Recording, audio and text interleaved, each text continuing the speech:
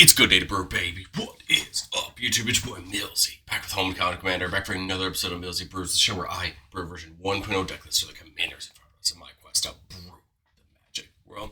You know the motto, baby. It's ABB. Always be brewing, and that's what we're back to do today. We're celebrating Innistrad Remastered, going through some different commanders. The deck list is going to be down in the description for you below. As well as I'd really appreciate it if you could interact with the video. Like, comment, subscribe, consider checking out the links down in the description. I appreciate it so much. A week or so ago, we looked at Wilhelt. I thought it would be only right to come back and take a look at probably the other very popular Dimir Zombies commander in Gisa and Geralf. A 4-mana human wizard. It says whenever it enters, we're going to mill 4 cards, and then once during each of our turns, we can cast a zombie from our grave. Although Gisa doesn't have that fun combo enabling potential like Wilhelt does, I think what makes Gisa and Geralf very good is that it allows you to cast things out of your graveyard, right? Really extending your hand. Not only that, it actually helps you reuse your zombies, right?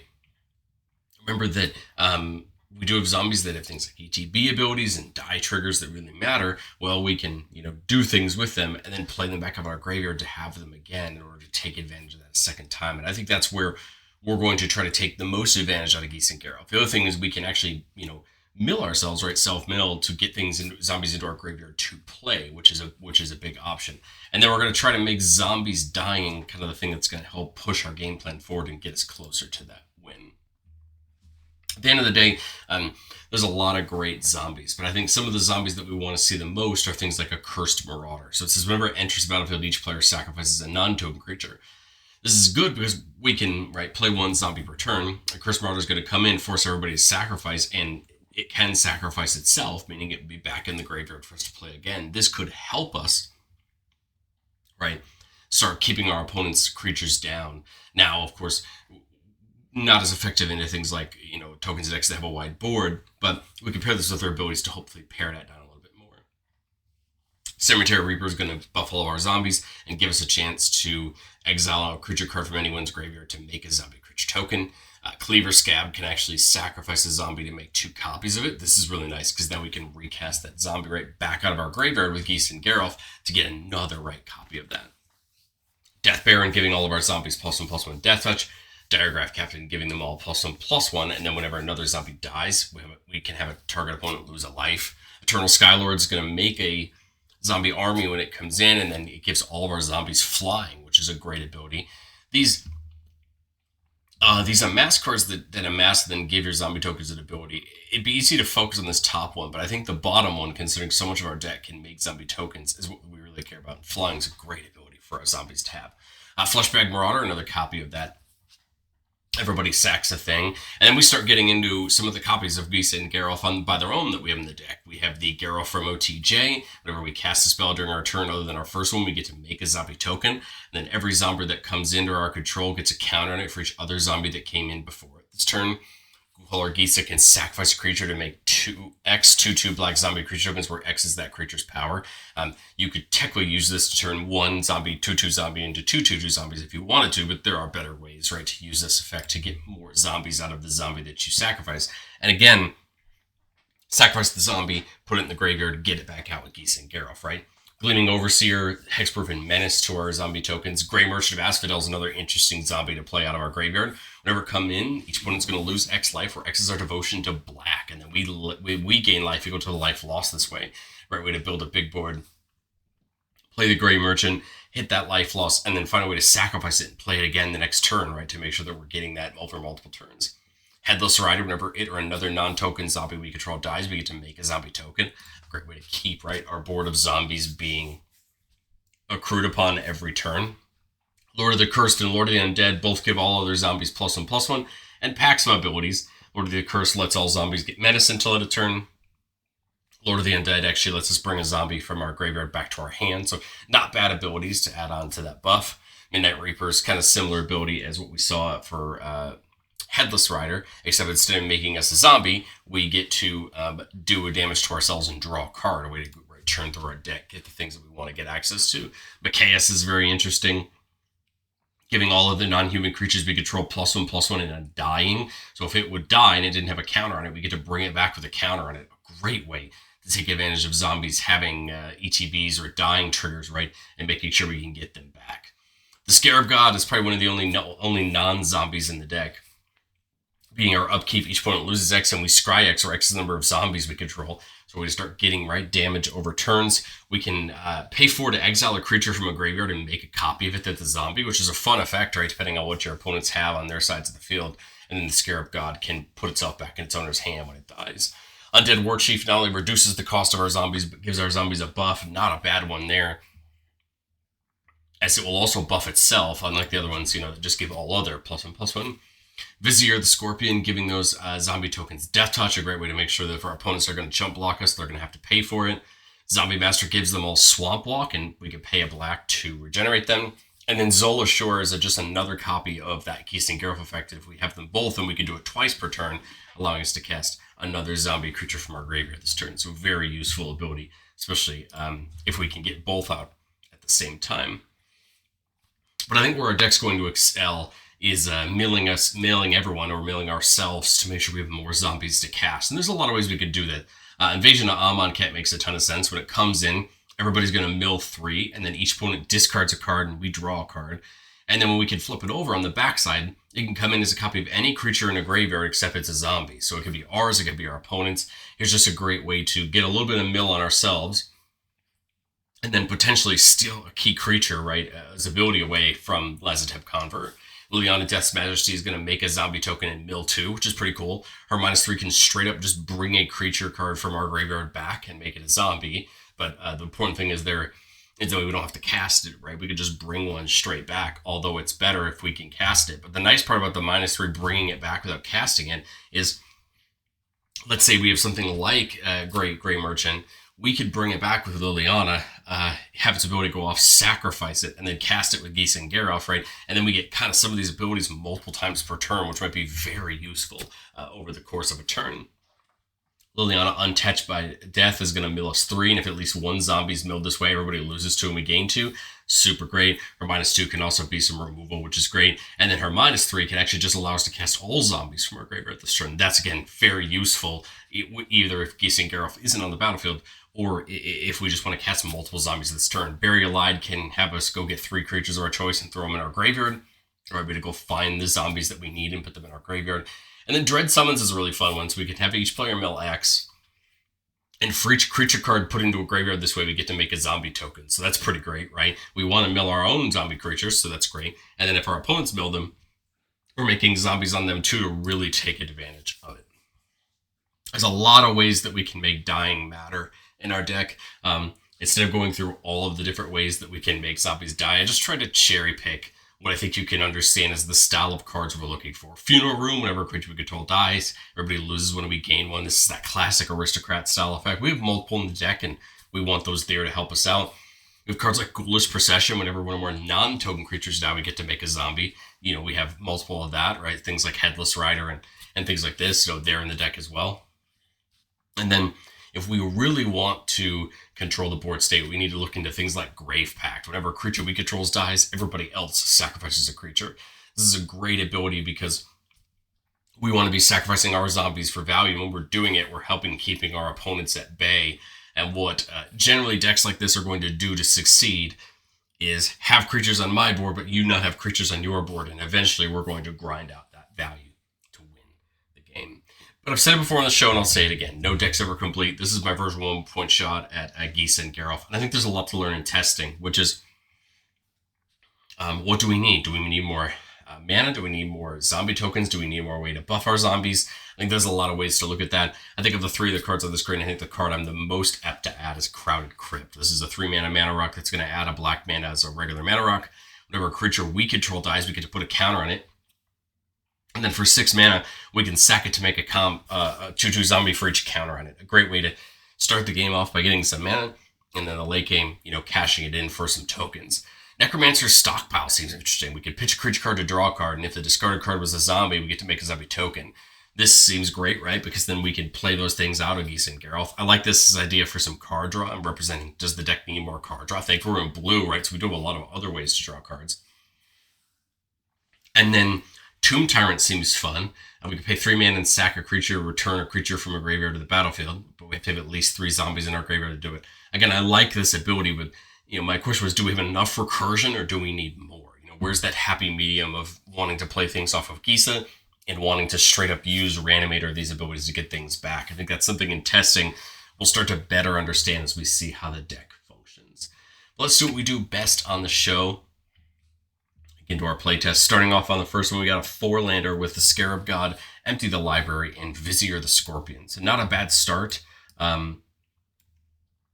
Vizier can make us a token. Empty the Library is actually a really fun card in a deck like this. So we could sacrifice X zombies and reveal cards from the top until we hit that many zombie creatures and put them on the battlefield. So if we can potentially get a couple tokens out, we can actually turn those tokens into into actual real zombies out of our deck. I think here we play the Patchwork Banner, right? Gives us some mana, is going to buff all of our zombies, get us keep going. Here, turn 5, we drive Open the Grave, so whenever a non-token creature dies, we get a zombie. There's a couple ways to go this turn. I mean, we could Scarab God, but we don't really have any zombies yet for it. We could Vizier, but I kind of think I just want to Gisa and get that party started, see what we can get into our graveyards. We're going to mill 4, we get Deadly Dispute, Grey Merchant, Choked Estuary, and Ghoulless Processions. Remember, we can only play zombies out of our graveyard. So it's kind of unfortunate when we mill something that's a zombie that we can't play, right? But I think that's just kind of par for the course. I think here we would just go ahead and play the Vizier. It's going to allow us to amass 1. And then I've got 3 mana left. I think I'll probably just hold up the graphs. See, my thought was Grey Merchant. But right now, my devotion's only 4. Is it worth doing this turn? Well, obviously I can't play Grey Merchant because I don't have the 5 mana. That was my other thought for the turn, and set up maybe like set up a way to sacrifice it to something like the Empty Library to get it back later. I guess that could have made sense, but right now, I could Empty Library for 2, right? So I think there's a lot of ideals on what route to go, but I think that makes the most sense just because now that zombie token has Death Touch, we can kind of work our way that way. Here we see Victimize, which is a great reason for me to want to empty the library, because then I can have some zombies in my graveyard to use that for. If I open the graves, I only have 2 mana left. Nothing quite in there yet. I think I'd probably just empty the library here for 2. So I'm going to sack the Vizier the Scorpion and the token. So I get to reveal until I hit 2 zombie creatures, and I get to put them on the battlefield. So let's see. We see Undead Warchief and Zombie Master. The revealed cards go back on the bottom. Well, that's nice that we don't have to completely nuke them that way. That's not a bad choice of 2 of them here, because we get the Undead Warchief, which is going to reduce the cost of zombies, and then Zombie Master, which is going to help buff them. And then because of that Undead Warchief, I can actually play this Vizier back out for a little bit cheaper, right? Amass another zombie army token. And now we're in great shape, right? It's got some buffs. It wouldn't be a bad Victimize target. Sacrifice it to Victimize things back. There's some options there. Next turn, we see Liliana, a great way to force people to sacrifice things. And we can obviously sacrifice zombies, right, that we can get back. I think it's either her or Scarab God this turn, right, to set up that. What does my Grey Merchant look like? 2, 3, 4, 5, 6, 7, 8. That's not a bad. Grey Merchant being 8 isn't too bad. That's 4 mana. I'd have a couple mana left for something else, but I think I'd probably do something like Liliana, and I would think about something like the -4 just to hurt the board state here. Probably sack the army token and Vizier. That would draw me 2 cards. It would force our opponents to sack things, right? And then we see the Rooftop Storm there, which is going to make future turns better, right? Having zombies not have to cost anything.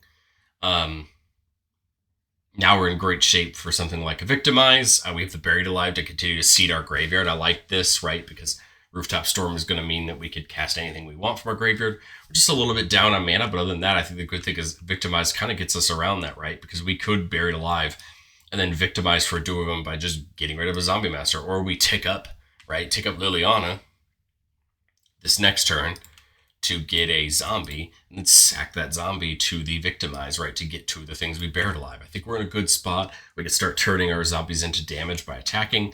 Liliana says whenever they die, we're just going to draw some cards, refill our hand, right, and just keep the party going. Let's get into playtest number 2. Keep it a 4-lander with Carrion Feeder, Unstoppable Slasher from Duskborn, and then Dread Summons. Again, that way to mill cards, our opponent's mill cards. We see the Patchwork Banner again. Okay, well, there's the Alter Dimension. Interesting way to sack our creatures to have our opponents mill some cards. I guess that or Carrion Feeder is an option. I think next turn I'm going to just... next turn I think I'm going to Patchwork Banner, but if I play it with the Path of Bravery, or the Path of Ancestry, I can actually scry 1. I think the island actually makes sense, because we want to make sure that we have, right, as much mana as we can get. So I guess I could have altered, right, and then Carrion Feeder this turn, right? So I could have still gotten kind of a similar amount of value, but we took the turn to do that, so that this turn we can Gisa, right? We see Drowned Catacomb, Dimir Aqueduct, Rooftop Storm, and Lord of the Accursed. Ooh, Rooftop Storm is definitely something we wish we would have had. But that's A-okay. Next turn we could start putting things like the Slasher down. No, nothing we could play from our graveyard, just... yeah, this turn 5 mana, 6 if we play an untapped land. I guess I could get the Lord of the Accursed and the Slasher down, but I'm kind of thinking about playing that tap land and getting the Slasher in. So whenever it dies, if it had no counters on it, we get to return it to our battlefield tapped with 2 stun counters on it. So we could potentially have this as an option. If somebody tries to remove it, we could save it to the... sacking it to the Dimension or the Carrion Feeder to get it back, right? With the counters on it. Otherwise, I think we could attack this turn with Gisa and Geralf. It won't get that Patchwork buff, but the Feeder would, and we could attack with it if we thought we had good attacks. Turn fight might be a little bit weird, but I think next turn I pretty much just want to dump into this Dread Summons. I'd want to probably go as deep as I can. I would go 5, seeing 2 creatures. And then it would just come down to, right, whatever my opponents have. But the point is, now we can keep attacking. We'll have a bunch of these tokens ready to attack on our turn. And then, look, we drew the Eternal Skylord to get them all in the air and make them more of a threat. So not bad. A little clunkier this time around, but we do have the Altered Dementia as a backup to mill ourselves if we want to hit more zombies in the graveyard. But the truth is, now Grey Merchant's there for us to do. We could get the Glooming Overseer out the next turn for making those zombies, right, even harder to block, and I think we're not in bad shape there. Let's go to playtest number 3, keeping a 3-lander with Soul Ring, Fleshbag Marauder, Murderous Rider, which is removal on its adventure side and a life linker on its other side, and then Feed the Swarm for some removal. So not too bad.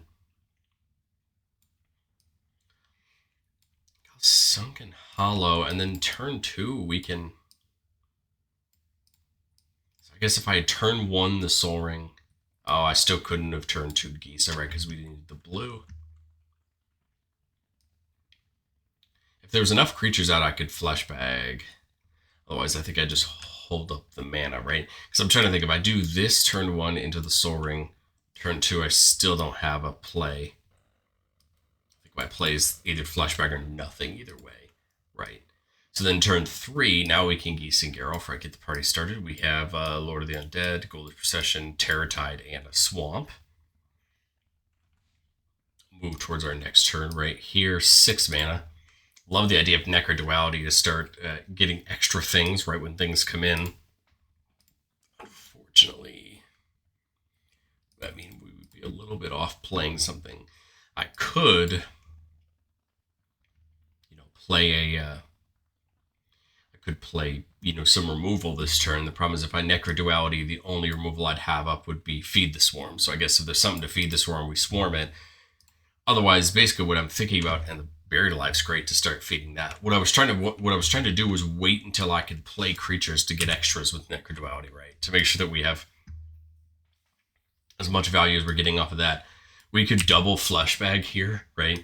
Each of them could just sacrifice themselves, right? But force players to really get some value. That would actually draw us 2 there off of the Midnight Reapers and get us into some more value. And then here, we Gray Merchant and get the copy, right? So the copy comes in 1, 2, 3, 4, 5, 6, 7 for 7, and then the real one goes off for 7, so that's 14, right? And then that's a nice life loss swing this turn. We could